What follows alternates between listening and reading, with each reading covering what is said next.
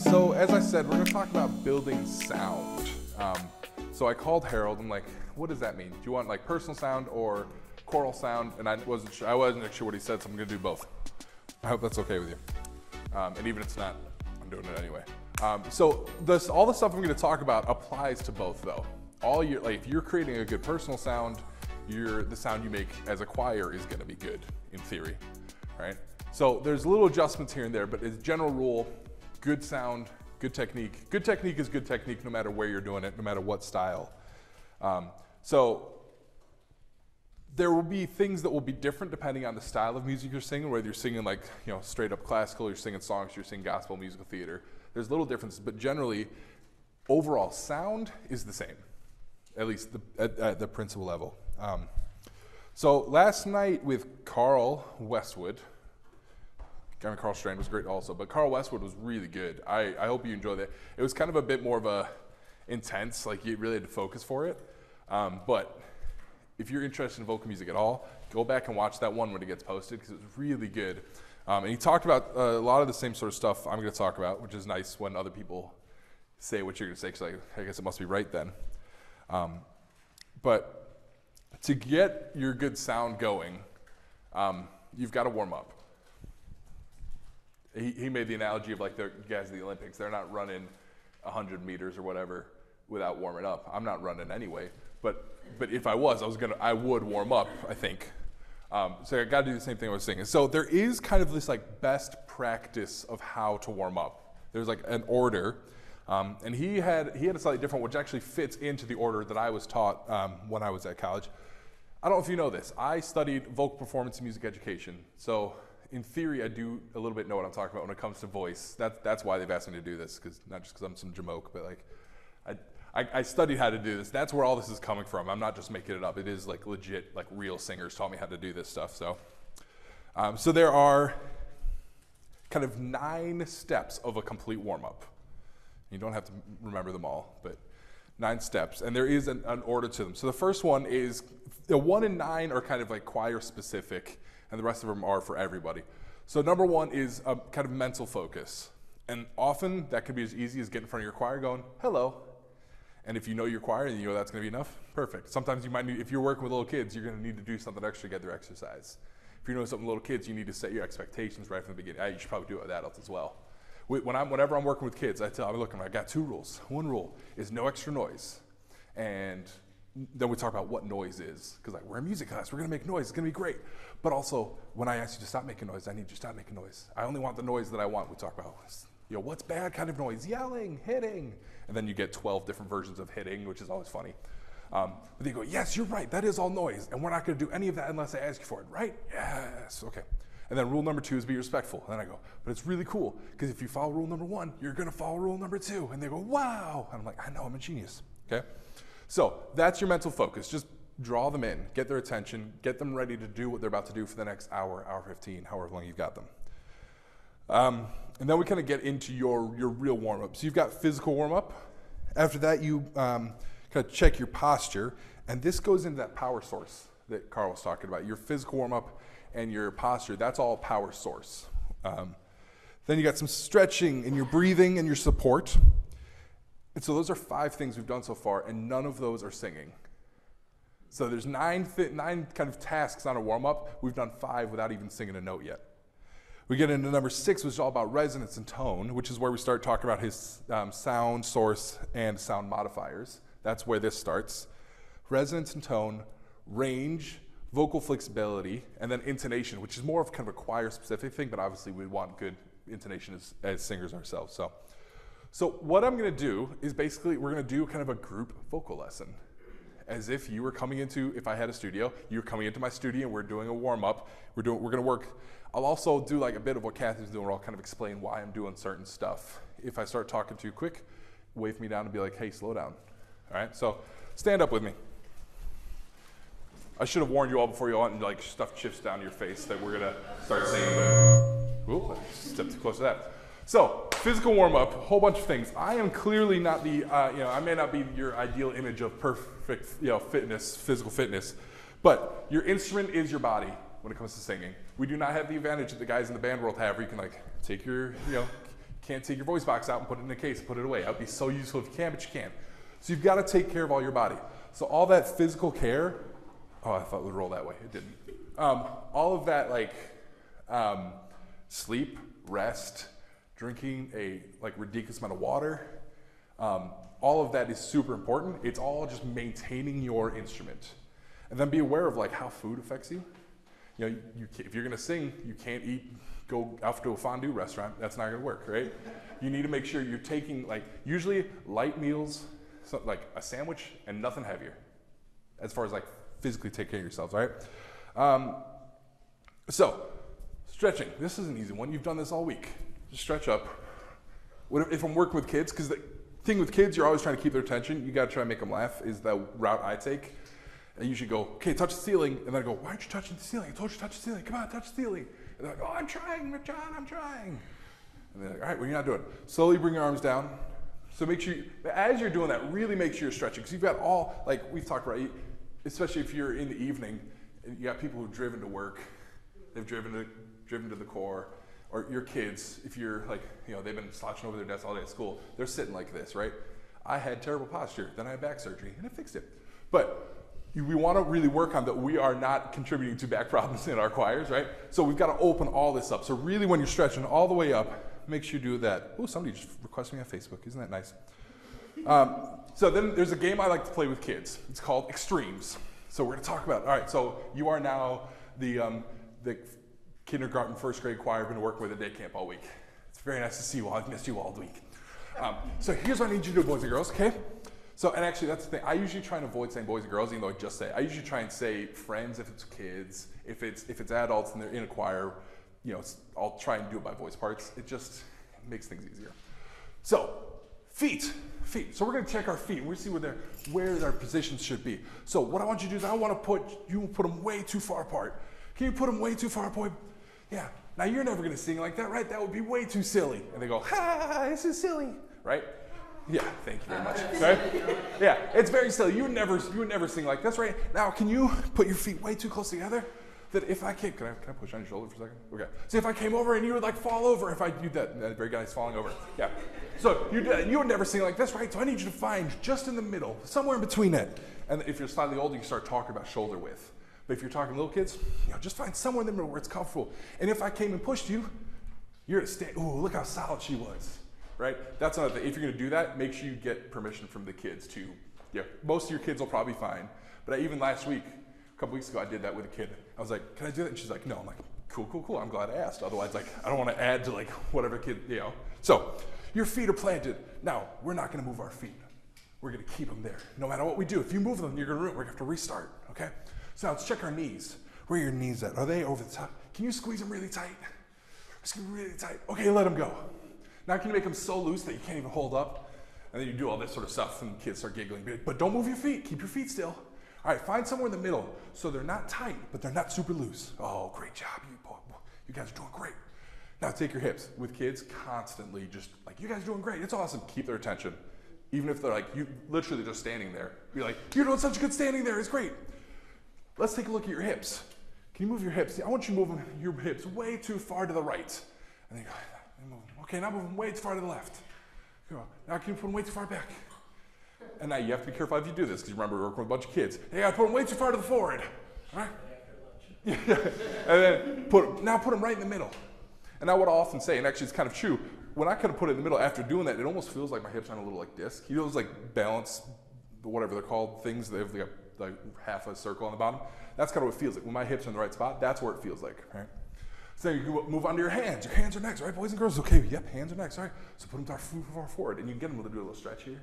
Now put them too far back. Don't smack your neighbors, it's not funny, right? Over to this side. Now we wouldn't stand like this, would we? No, that's silly. Over here, oh, that's silly too. Now bring them out like this, and now slowly, don't drop them, but slowly just let them float down. Ah, beautiful. The reason you want them to slowly float down, because they'll go, or they'll hit the person next to them, or they'll do something. You want to avoid everything. This might be your adult Songs Brigade, I don't know. But this is mainly for your kids. Just really slowly, okay. All right, now, once you roll the shoulders forward 3 times. 1, ooh, did you hear that pop? Now roll them back 3 times. was amazing. Did you hear that through that? I'm sorry, if you guys on the live stream, you heard that right in your headphones. I'm so sorry. All right, so you just want to keep it all super loose. Now, can you squeeze, and then drop. And then do it again. Squeeze, and then drop. Now roll them back once. Oh. So now you can talk about, now we got our feet in a good spot. We got our knees, we got our hips. You can do all that review. The first day of class, you're going to take like 20 minutes to do this. Maybe not that long, you might lose their attention. But you're going to take as long as you can while you've got their attention. Now let's do our head. Can you put your head too far forward? Yeah. Now try and talk a little bit like this. Yeah. Remember that. I wouldn't do that with the kids, but this is for you. I know you get you back, but like, yeah, this is not a comfortable way for us to talk. It doesn't sound right. You're not going to be able to sing properly, right? Put your head too far back. Now, before I had a beard, this was even funnier. The kids were like, yeah, look at all those chins. And you're like, yeah, I know. Right? But do that. So now kind of relax. It's somewhere in the middle. Roll it around a bit. So, in theory, now you are in a good spot posture-wise, right? Tension is the enemy in everything you do in life. But like in choral singing, in singing in general, tension is the enemy. We want to be as loose as you humanly possibly can, right? My favorite exercise for posture is, I've done this with the staff launchers and I've done this with kindergartners. So what you do is, I'll talk you through it. You're breathing in. As you bring your arms up, you're breathing in. You're breathing in all the way up here. So by the time your arms get to the top, you're fully, like your lungs are completely full. Then you're going to hold your breath as you bring your arms down. You're going to hold your breath, you hold your breath, hold your breath. You bring your arms down, and then you breathe out. Now the trick is, and if I'm working with kids, I'll let them do it, and then we'll talk about why they did it wrong. But you don't want to go, right? Because when you get to that full point, first off, you're super tall, because you've lifted your arms up, you've let your lungs fill up, and you've let all your ribs, so your ribs move. I don't know if you know that. They all move, or they should. we run into problems when they don't. Your ribs all kind of move. They're attached by cartilage, which is all this sort of stuff, right? So it moves. It's not. So you want to give all that enough room where your lungs can expand. We'll talk about a bit about your lungs in a second. But so try that with me. So you're going to lift up. Remember, when you breathe out, don't collapse. Keep that super tall, expanded space. All right, here we go. So hold your breath as you bring your arms down. This is a good class management thing too, because if you start hearing them talking, you go, well, you're supposed to hold your breath right now. And then breathe out. So I don't know, first time I watched somebody do that, I was like, oh my gosh, this is how it's supposed to be stood. And it's amazing that it really is a really kind of tangible example of like how you should be stood in order to let all your lungs and stuff do all that work, right? Beautiful. And then again, because we're just working on tension. I'm doing this backwards. I should have done this before we did all the working on being really tall. But so what you're going to do is you're going to flop over. You're going to try and touch the ground. Bend your legs slightly. If you can't touch the ground, I'm definitely going to have to bend my knees to touch the ground. And then what we're going to do is we're slowly, over 10 counts, you're going to roll up like each vertebrae on top of an I don't know how many vertebrae there are, but if there were 10, it would take 10 seconds. You know, just slowly rolling all the way up. So the last thing I count 10 that resets is your head. Okay, here we go. Nice and slow. 1, 2, 3, 4, 5, 6, 7, 8, 9, 10. Beautiful. Roll your shoulders back twice. Good. All right. And then you've always got to allow a chance for your choir to fix their hair and fix their shirts, and you know they've always got to. But when they're doing that, remind them. But don't lose that really tall you just had as you're adjusting yourself. Right? Cool. When you're doing it with kids, none of you did it here, so I couldn't use you as an example, but you'll always get the kids who are like, 1, 2, 3, 4, 5. You'll get that. And then you'll get the people who will like take 20 counts and like everyone is up standing. You're like, oh, just keep snapping because they're just roll with it. If they take too long, explain to them, no, we want it to be slow because we're being intentional about it. We don't want to be tight at all. Beautiful. All right, take a seat for a second. So breathing. When I was getting ready, right as the point I was starting to take my voice seriously, I was out in Boston for some auditions, and I had dinner with a friend who was studying theater at Emerson, and we were talking about what we've learned about our voices because we're a couple music nerds, and like, let's talk about voices. And one of the things he said, and I was like, dude, you're so right. Everything comes back to breathing. Everything. Like, you talk to any musician about what breakthrough they've had, 9 times out of 10, it's going to be like, oh, I learned this new thing about my breathing and how my body works, right? So, your body is a beautiful thing. Often we think of our lungs just being like here. You think like, well, that's kind of where my ribs start. Okay, it's going to be about here. No. So your lungs sort of start about here, and at rest, they come down about where your ribs are. Now, when they're kind of fully expanded, they can kind of expand sort of down here. That is massive, right? That is so much space. This is why, I make lots of jokes about myself, but like this is why singers never look skinny in pictures, because we're expanding. So we've got this muscle called the diaphragm. Carl talked about it a bit. That's why. Yeah, that's why. It's nothing to do with Taco Bell. So he talked about your diaphragm a bit. Basically, this diaphragm is a really cool muscle that you've got no control over. You hear conductors all the time like, I need you to work your diaphragm. It's nonsense. You have no control over it. It's an involuntary muscle. But what it does, it kind of starts here, just follows basically the outline of your ribs, and it separates your lungs from your guts and stuff. Because obviously there's stuff in your intestines you don't want to get in contact with your lungs because your breath will stink, right? So what happens, did you figure that out? Because what's in your intestines is poop.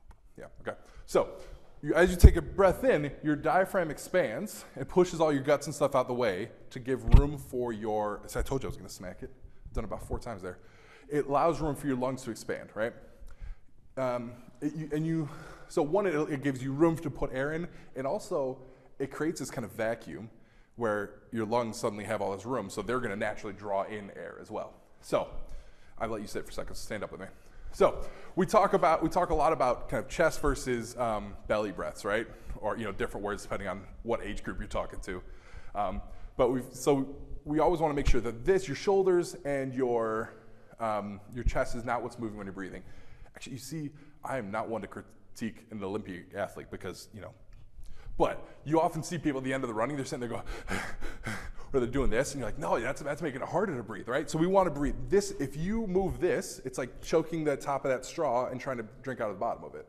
You're sealing off all of this airflow. So what I want you to do, you're going to take one hand, you're going to put it not on the microphone. You're going to put it right underneath your microphone, the other hand on your stomach, and I want you to take a really big breath in. Just take four beats to breathe in, and then 4 beats to breathe out. Make sure this is moving, not this, okay? Just go. Ready? Here we go.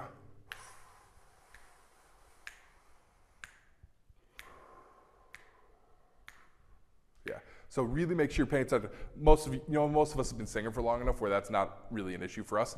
But that's something if you're working with kids or you're working with new singers, if you're starting that new choir, you're going to have to spend a lot of time working on that. And also, they're not going to get it right away.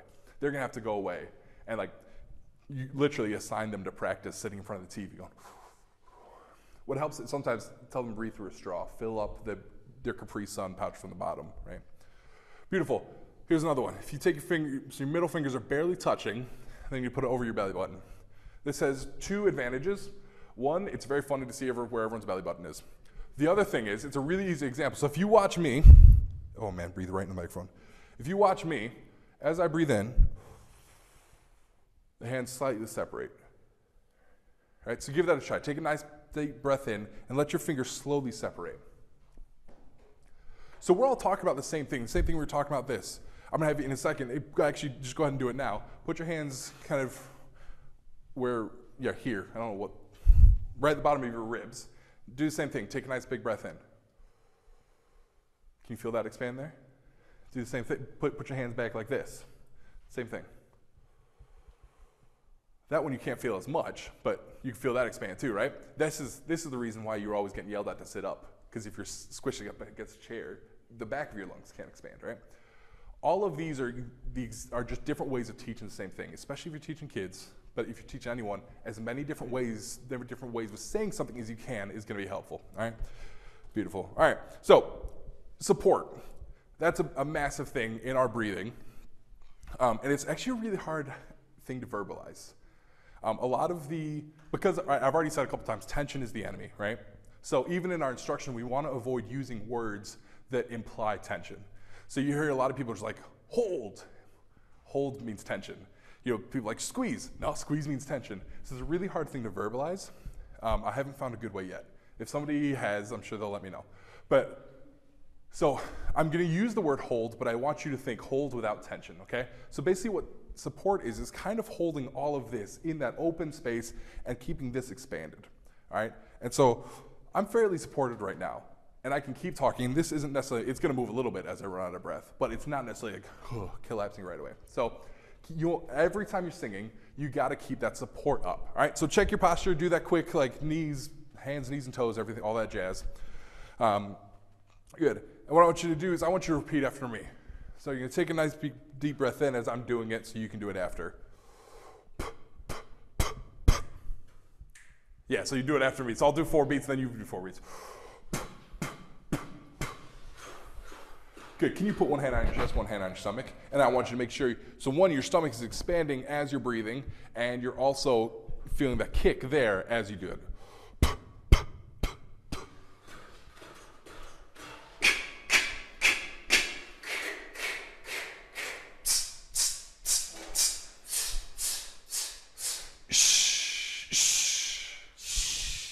Can you feel the kick there? Can you feel that? That's what we want. We want to be able to feel that kick. And you may not be able to feel it yet because you're still working and singing something new for you, or this kind of breathing is something new for you. But that's something that, like, in addition to lots of Taco Bell, I can do that. I can show it off very clearly because I've got years of practicing going. So that's a really good way to work it. We talk about the K sound a lot, and I'm going to talk about it when I talk about diction. But that K comes up quite a bit in Christian music because of Christ. Right? We want to sing Christ and not rice. It's a very different show, right? So, but that comes from here. That comes from right there. So it's all about support, everything. So here's a fun one, which is also going to mentally warm them up. As I'm doing 4 beats, you're going to do the 4 beats I just did, and I'm going to give you 4 new beats as you're doing the 4 old beats. Okay? So we'll try that. We'll keep it simple for now.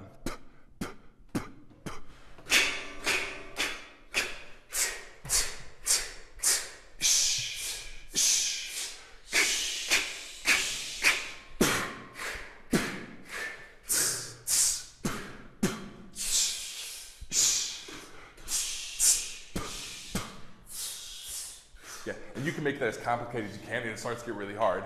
And eventually, especially if you're working with kids, and actually it's fun to do with adults too because they don't know what to do, you end with, so let's see.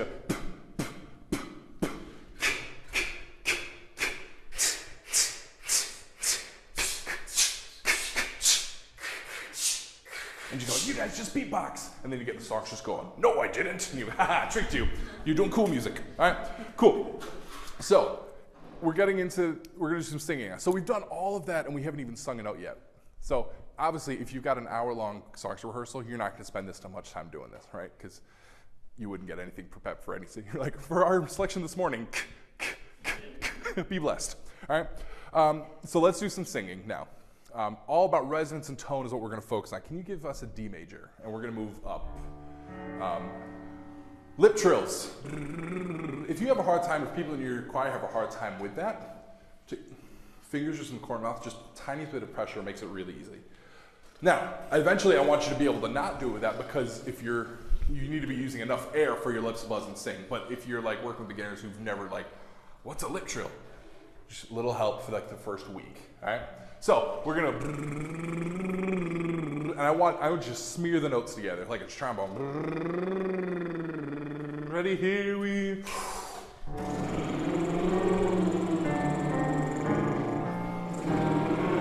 So make sure you're taking a deep breath.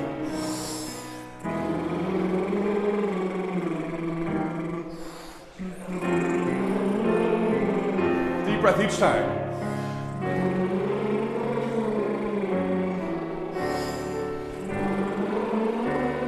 Keep it smooth, don't let it get choppy. As you're doing this, use your hands to make it smear. Big breath. And right there, beautiful. So, if you notice, I gave you reminders as you're doing one thing to remember we're still breathing, and also we got to the high, we went, all right, give them something physical to do, and it feels silly, sure, but right away you smooth out your sound. Beautiful. So you can do that pattern on so many different combinations. Thing is, warm-ups are not a pre-written thing. They're all nonsense, just ways of getting your voice moving. So steal from other people, look up, I made up actually we'll do it in a second. I make up warm-ups all the time because I'm a big old nerd. Good, so Humming is really good. We're gonna on the syllable ng. We're gonna do the exact same warm up we just did. Is gonna bring your voice forward. All right, keep it super smooth, keep it super legato all the way through. Ready. And it's just funny. And breathe, check your posture. Smear it.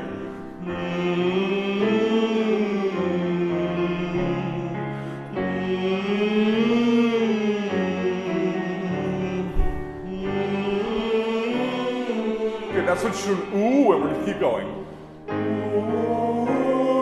Now keep it really round. Do this with your finger. Keep it smooth. Yeah, beautiful. Big breath each time. Keep going. 3 more. Now line it up. Don't get too heavy as you go high.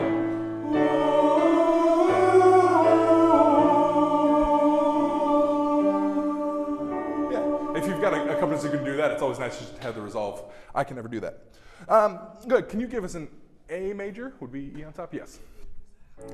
One of my favorite ones, and I would do this with the guys from the Harbor Light, and they would act like they hated it, but they looked at it and it was always funny.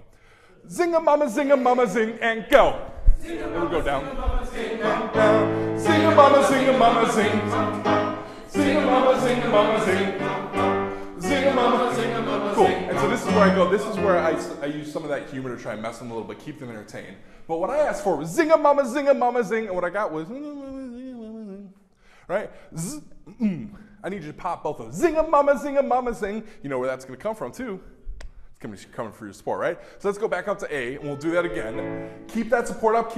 I want to hear those mamas popping. All right. Mama's popping. Here we go. Ready, go. Zing a mama, zing, and down. Zing a mama, zing. Good. Now don't press. Keep it light. Zing a mama, zing. Zing a mama, zing. Zing a mama, zing. Good. Check your posture. Check your breathing. Zing a mama, zing. Zing a mama, zing. We're gonna go nice and low. Zing a mama, zing. All right, so we're gonna stop right there. We're gonna switch to Zoe. So you're gonna pick up there. It's really nice. Sometimes if you can time it out well, and if you're moving in the key and you're gonna stop here, and just, okay, right here we're gonna keep going, and just change something in the same key. It makes it feel a bit more connected. It makes you look really professional. Zoe, and go. Zoe. And so as you go down, you're just nice and relaxed. So don't press at all. I'm already seeing people pressing. Keep your head straight. It's not a competition on who can get lowest. Keep relaxed. So nothing over mezzo piano. Straight to the vowel. No ooh. Yep. Keep going. Good. We'll stop there. You can go as low as, basically what I say is, at some point tell your higher voices, lay out, you're good. Let your low voices go. I can say this as a bass. I've been so many choir rehearsals, Kathy talked about this, where I'm like, I'm not warmed up. And then they'll pull out a piece and go, right, we're gonna sing this, and you look at the entire piece, first piece, I'm under the staff. I'm like, I haven't sung under the staff yet today, right? Don't forget about your low voices, please. We like choir, we wanna sing, don't forget us. All right, good. So we've gone down, now let's go up. All right, so we're gonna go, let's go. I need to think, which is easier said than done, yeah. Let's just do C major. Hallelujah. All right, nice tall ha. We're gonna talk this bit about a second. Keep all your vowels nice and vertical. Hallelujah. Be really careful as you're placing these notes, and then we're gonna move up, all right? Don't yell, don't push, don't scream, nice and easy. Generally for choir warm-ups, I say, nothing louder than mezzo forte during warm-ups. All right, here we go. Ready, and hallelujah. Did you breathe? Keep going. Hallelujah. Good. Give it direction to your nose. Hallelujah. Can you talk better? Hallelujah. Good. Don't press. Hallelujah. Hallelujah. So as we get higher, those voices lay out. Hallelujah. So now you gotta take care of your high voices. Hallelujah. Breathe. Check your grounding. Are you still grounded? Think low. Hallelujah. One more.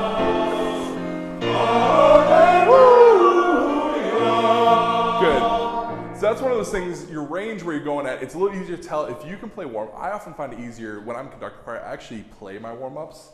Just because one, it's easier for me to, I don't have to think about, okay, what key is that? I can just go, bling, this key. But also, it makes it easier to keep track.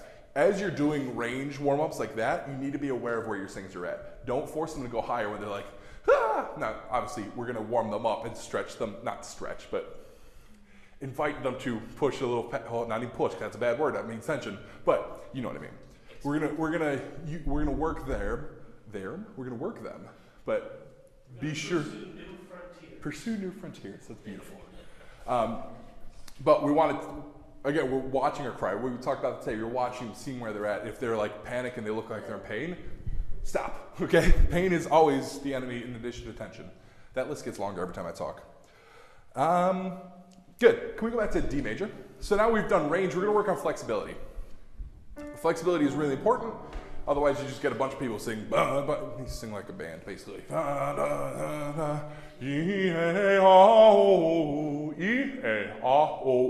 In a really dropped, a beautiful drops, open sound like that. Keep it legato, and move up. We'll go slightly quicker, 3 and 4 and so don't push. Don't push, don't push. Nice and easy. Now do it staccato. Same thing. And can you feel the kicks there? Put your hands there. Feel the kicks. One more staccato. Now legato.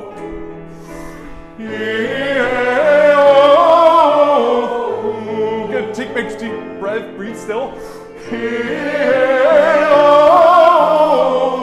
Good. Nice job. All right. So all of this is all focusing. You actually got a really nice blend going on right now. It's really good. The vowels are great, which I will talk a bit more about when we sit down in a second. But oh man, look at that time. I'll talk about it a bit more. I see what you mean about that. Time goes quick. Yeah. So I'll talk about it in a bit, but all the way through this, you're working on things like diction, and you're working on your vowels, and you can work on multiple things at once, and they don't even realize it. It's great. You trick them into learning, basically. Which actually, if you're working with like an adult group, you really do have to trick them, because they're like, I'm an adult, I know how to sing, and you're like, well, do you? That's okay, I'm gonna teach you, but you can't like tell them, I'm gonna teach you how to sing, because they get offended for some reason. Right, so you can do all sorts of variation on the theme. I've got about 12 more warm-ups in all of those categories that we could do, but we won't. What we're gonna do now works best if you've got an accompanist like Pete, who can we're gonna sing one note, and he's gonna like do a whole bunch of chord changes, make it sound really pretty. But all we're focusing on is blend, and we're keeping our vowels identical. E, A, same vowels, and if we just in like C major, something like that. And you're, yeah, for now. And you're just gonna sing. Don't slide straight to it. What I want you to do, I want you to face the middle of the choir. This is probably not COVID safe, but I'll stand in the middle, so I'm in the most danger. All right? So, except probably in this key. Here we go. Ready? Nice and easy. Match up your vowels so they're the exact same as the person on the far end of the choir from you. Ready?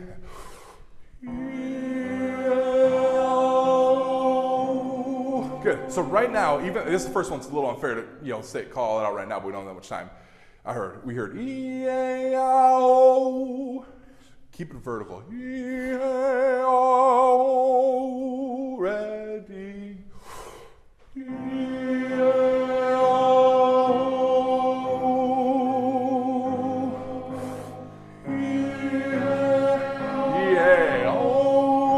One more. Breathe.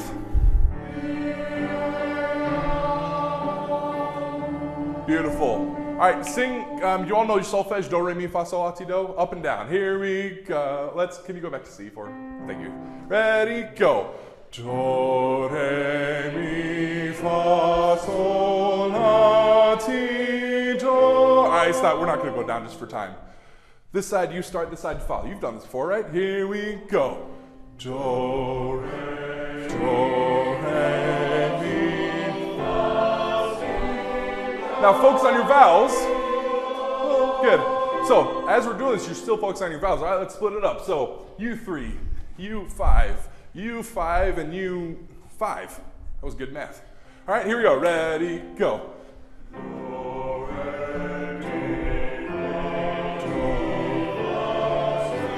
So listen.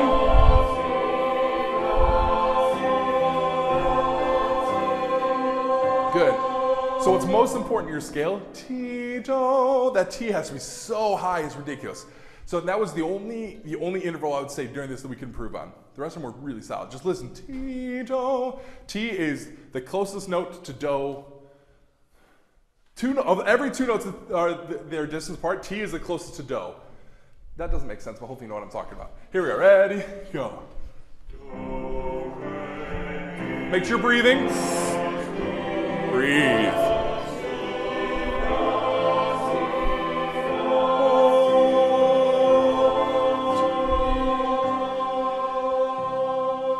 Yeah, so you settle in a beautiful one. So that's all about, it's support, breathing, but it's all about matching your vowels up, right? Beautiful. All right, we're gonna do,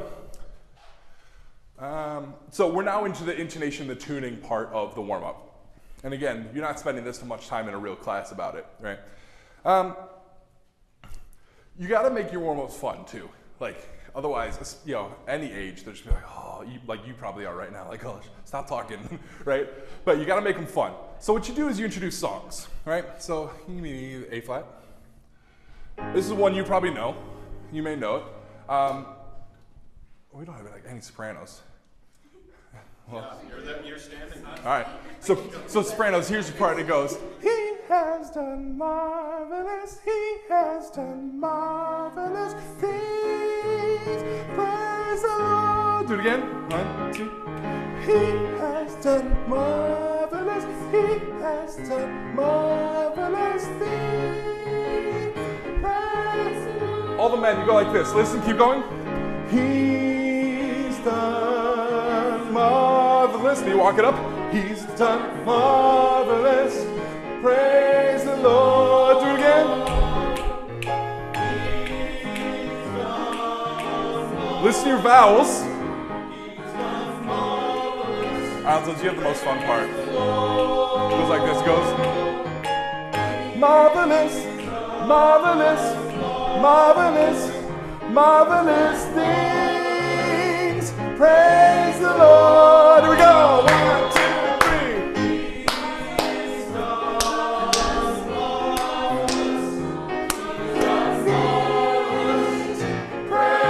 3. Now look at your section as you do it. Look at your section.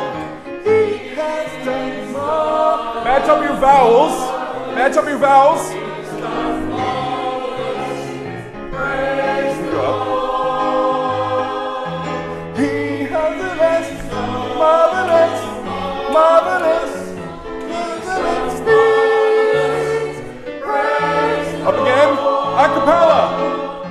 He marvelous, marvelous, marvelous, marvelous things. Praise the Lord. Do it again, keep going. He's done marvelous. He's done marvelous. Oh man, that sounds awesome. So, what's cool about that is it sounds good, it's easy for you to learn, it's easy for you to teach, and you're working right away on vowels, you're working on breathing, you're working on singing parts. If you have a choir that's never sung in multiple parts before, a song like that is such an easy way to do it. Awesome job, take a seat. So that is like the 45-minute version of a warm-up that I would do in 10, 15 minutes max. I would just talk a lot less than I do. And as Kathy said, the more you work with your choir, they're going to know your routine. So at some point, I would just be able to like bump, and they'll go, oh, marvelous, marvelous, right? They'll get to a point where you know. Now, the trick with that is setting up a routine without making it boring, and then just going through the motions. We've talked about actually going through the motions quite. Maybe it's just our small group talk about going through the motions a lot. But you don't, even in your in general life, you don't want to go through your motions. But when you're warming up, make sure there's enough variety in there where it keeps things varied and they're still paying attention, not just going, do, re, mi, fa, sol, yeah, right, because then you're not accomplishing anything. All right, so through the rest of this, I'm just gonna kind of hit a few kind of topics, all right? So I'll try to keep it interesting enough that you don't fall asleep. Head versus chest voice. Have you heard of these two things? All right, so we've got, it's harder for me to demonstrate as a man, just because as men, I've got my falsetto and my chest voice, right? Women, you have a similar sort of thing. It's just less of a difference between the two voices. Your head versus your chest. Your chest is where the belt comes from. Not like your belt, but like your belting voice. That's where your chest voice. Belting in itself is not a bad thing. You'll sometimes hear some like very old school choir directors like, belting is terrible for your voice. No. If you're doing it healthy, you're doing good technique, it's fine. But you need to do it with good technique, because if you don't, it will be bad for your voice. That's the stuff. That's how Adele screwed up her voice, belting with bad technique, right? All the stuff we just worked on with like all that technique, that basically breathing, right? It all comes back to breathing. All of that stuff, that's good technique. You do that properly, you don't push your voice. If it hurts, you stop. There's your simple rule. So your belt you're going to use in stuff that's like gospel music, musical theater, jazz, maybe if you're singing jazz. I love your Songs Brigade if you're singing jazz. That's awesome. But if it's, if it's more, basically if it's more kind of contemporary, generally there's a more belt in it. Head voice is still super valuable, and if you're singing classical and if you're singing a lot of our kind of old school songs from music, that's going to be head voice. All right. I'm trying to think of an easy way to demonstrate it, because Kathy, can I use you as an example? So I'm not even going to ask you to use that much. Can you just like play, can you play like an A? Yeah, you can do it. Can you play, oh, that might be a little high for a chest, isn't it? Can you just try and like sing one, like just an A in like head versus chest? Yeah, that's in a weird spot. It's hard finding a note which works for both. Pick a song, some song you can sing.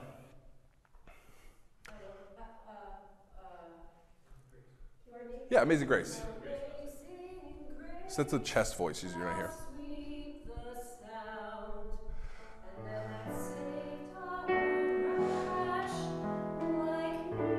So you hear the difference in the shift. Now, if I was a better teacher, I would have planned that ahead of time and been doing a better example. That was great, thank you.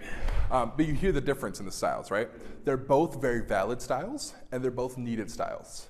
In fact, a lot of our music is gonna what they just call a mix. It's not a complicated term. You mix some of your chest, you mix some of your head voice, and you mix it together. And basically, the like proportions of those mix, like baking probably. I don't bake, but the proportions of those mix will help you kind of determine what style you're singing. Does that make sense? It's a very complicated thing for me to let you rush right through, but maybe I'll rush right through because you won't ask me more questions then. John? Yes?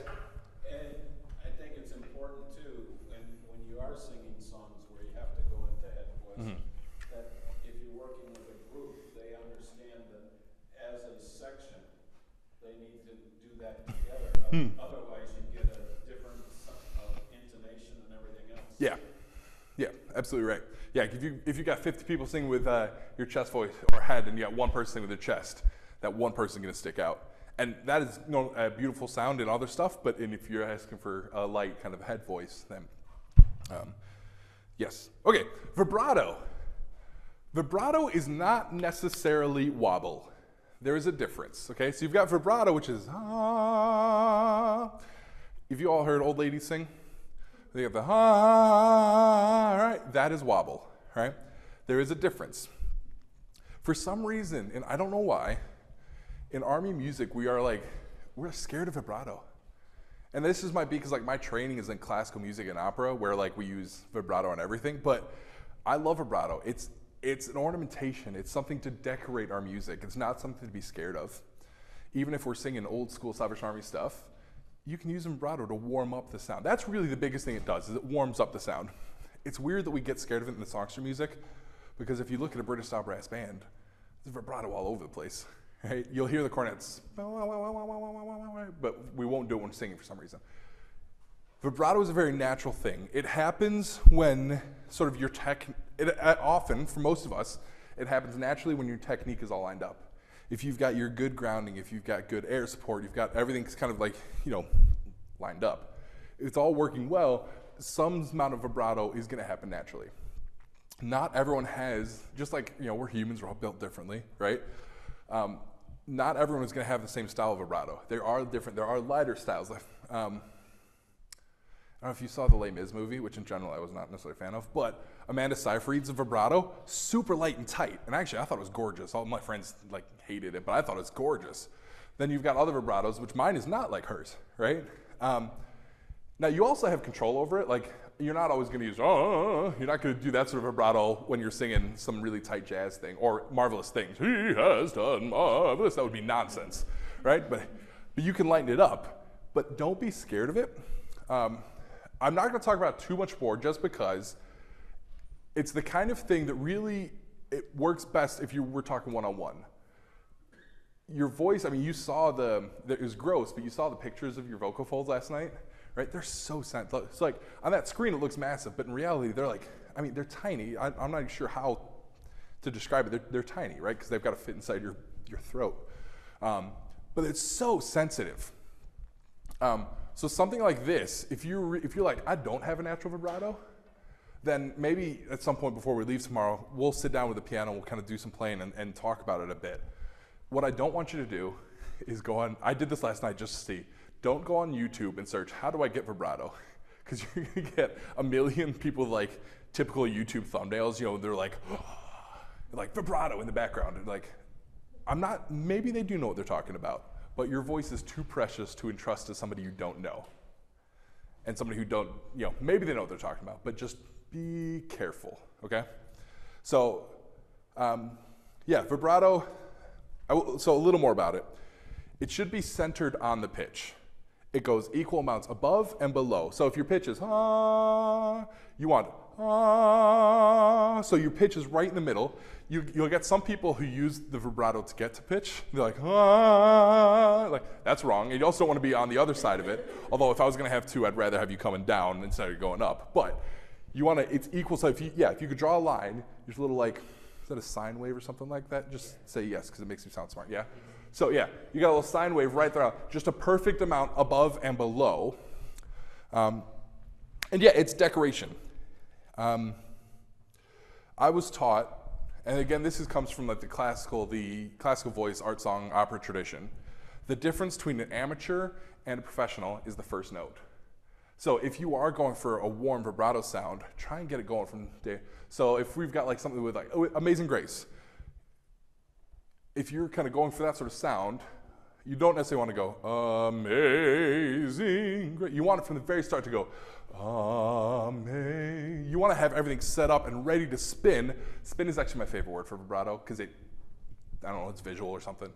And sometimes you really hear people the spin on that person is incredible, right? But you want to have that going from the beginning. That applies if you're playing an instrument as well. Your first note is just as important as especially if you've got a pickup. We often think that pickup is not as important. If you've got, musically, we're not going, but you want to get the music going from the very go. Does that make sense? Cool. Nobody's fallen asleep yet, which is awesome. Oh man, I have so much to cover.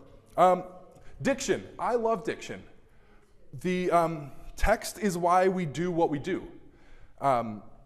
I'm just going to start reading a little more notes instead of going off book, because I'm running out of time. We don't sing like we speak. So if you ask me what I work for, I will often tell you I work for the Salvation Army.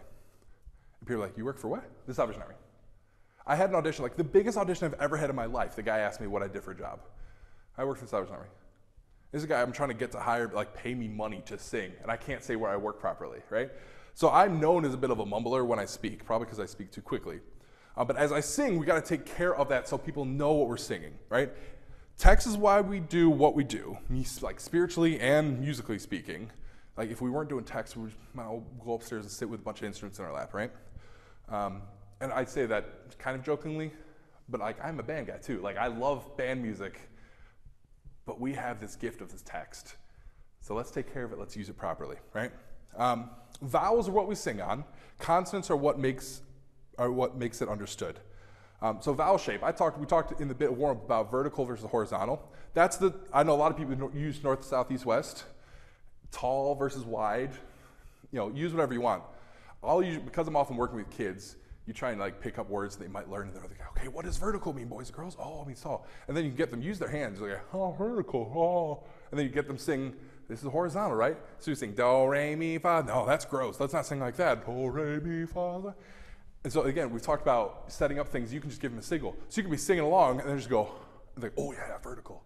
And you don't have to say a single thing, and you've saved yourself time as you'll be in the, and sometimes, we have it here at this camp all the time. We rehearse down here, which is like these rooms where like reverb for days, and then we go upstairs in the chapel, and it's like, and you have to adjust up there. So sometimes even in performance, you're like, oh, actually, a little bit wider would help.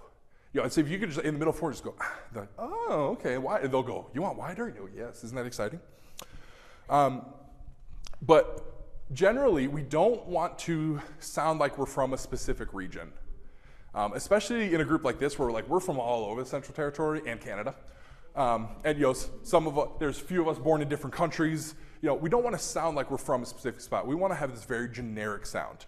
And Len talked about it. I love when people talk about stuff I was going to say. Like, yes, I'm right.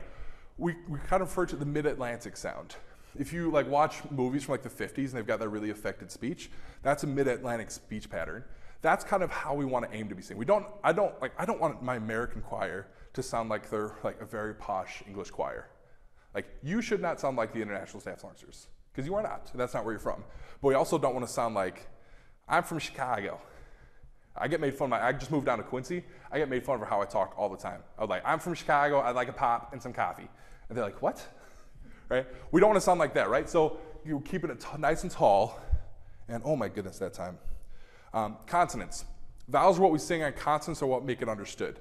My favorite image is, if you see kids at the mall or something, they got one of those fountains, they crush their fingers through the fountain. The water doesn't stop, right? They're not stopping the water. They're just creating a gap. They're just dropping something away. So that's how I like to visualize sound and consonants. It's also how I visualize tonguing if you're playing brass instruments.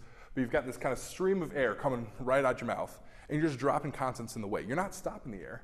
You got line like ka, ka, ka, I don't know, whatever, something like that. But you're dropping in consonants as you go. Does that make sense? So you're not stopping.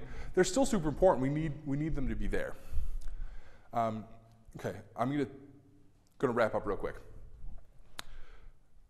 If you are a leader, even if you're not a leader actually, you need to listen to the music you sing. You need to listen to the style of music. We are not in a world where you turn on the radio and you hear songster music. Upstairs, they're not in a world where they turn on the music and listen to brass band music, right?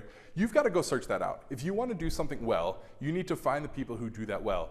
And yeah, luckily, nobody can hear what you got in your headphones, so they don't know you're walking down the street listening to songster music.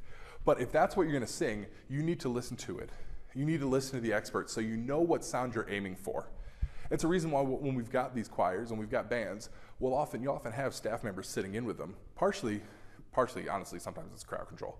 But also, we're trying to give you a model of what to aim yourself at. We've talked about, you want to be a model yourself as a singer, which is why you need to take care of your voice. If you're struggling on some things, take a voice lesson. We've got this idea, for some reason, in the Army, that voice lessons, people who can't sing, that's nonsense. The people who can't sing are not taking voice lessons. It's people who can, but want to do better. Those are the ones who take voice lessons. It's, again, one of those things that our friends in the band world get.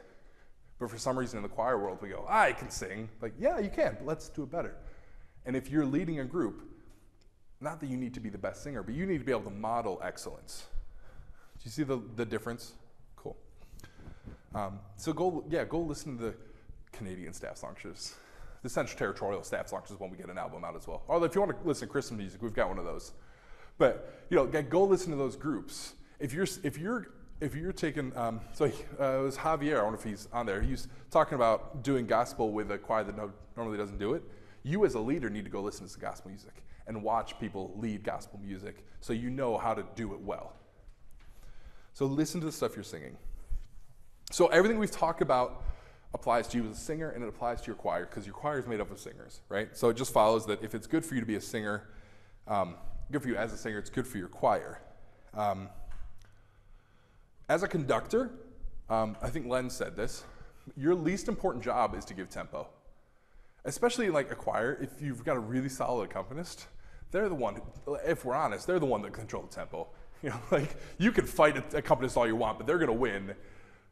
So that's why you have a good relationship with your accompanist, because they could take off. But Pete is gonna win in a battle between like me just standing here going like this. He's gonna win if he wants different tempo. Especially when he turns on the metronome. Yeah. So make friends with your accompanist. But your least important job as a conductor is to give tempo. It's to show phrase. It's to show meaning. It's to, sometimes the best thing you can do, and I don't do this, I'm a chronic over conductor, but sometimes the best thing you can do is just stand there. And go, all right, show what you got. It's just, you're not, like, if you're standing like this, giving tempo, that's not going to inspire your group to sing. It's going to inspire them to, like, come in maybe on time, but it's not going to inspire them to really sing and put the message out, right? Again, this is not something I'm good at necessarily. You got to be subtle and delicate. You can't go, if you're singing something quiet, like Ave, Ave, Veru. If you could point like that, that's the response you're going to get. They are going to sing the way that you gesture, right? So you need to be delicate. But I was going to be a little nervous where Len was going to masculine versus feminine sort of stuff, but the general idea is right. Choral music is a bit more flowery than other styles because we're talking about meaning. We're talking about line. So don't be the kind of person who stands up there and goes, I just give tempo, that's what I do, because that's nonsense, right? Even the band world, that's nonsense, right? You want to show the meaning. You got to be in touch with that, like that flowing, that flowery kind of language and movement.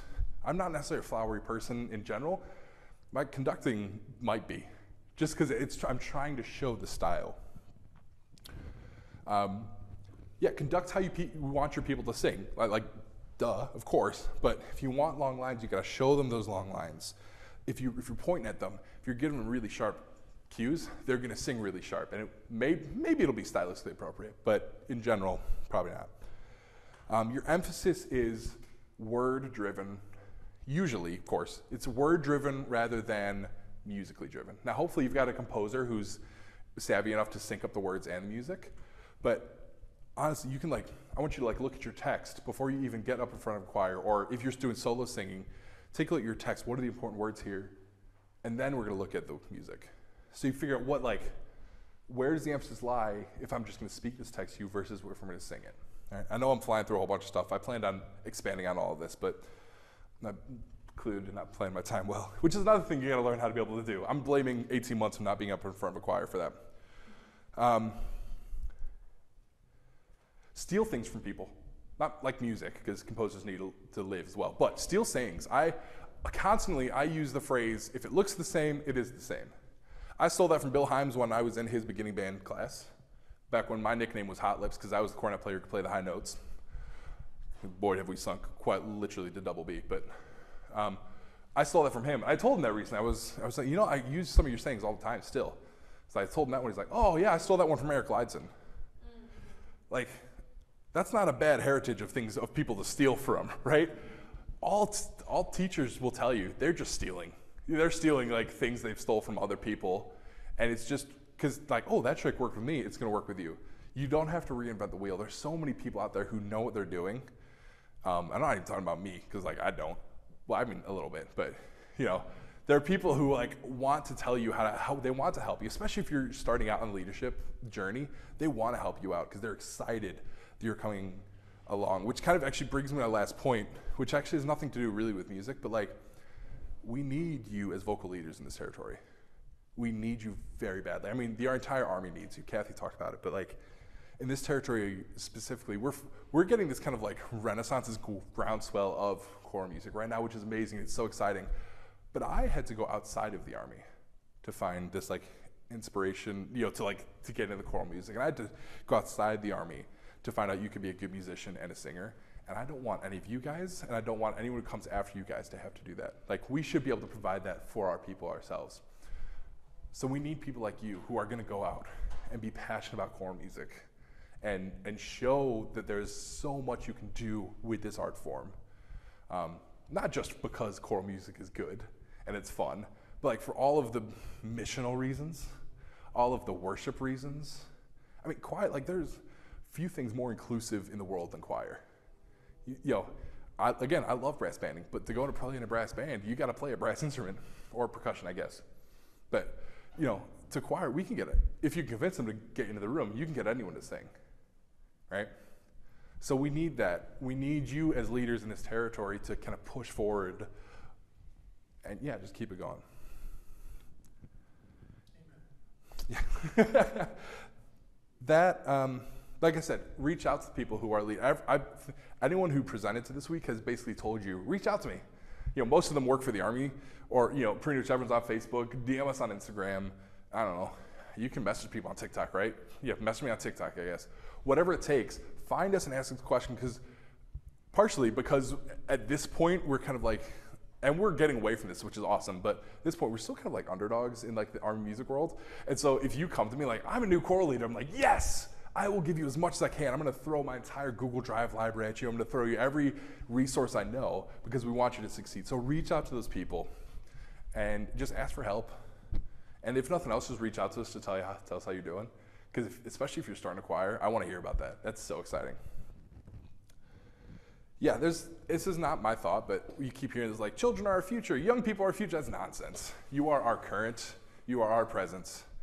Go back to your core and be like, yo, corps officer, I just spent a week out at Camp Wonderland sitting listening to like people I've never heard of talk about music before, and I'm really excited and I'm really fired up and I think I know a little bit.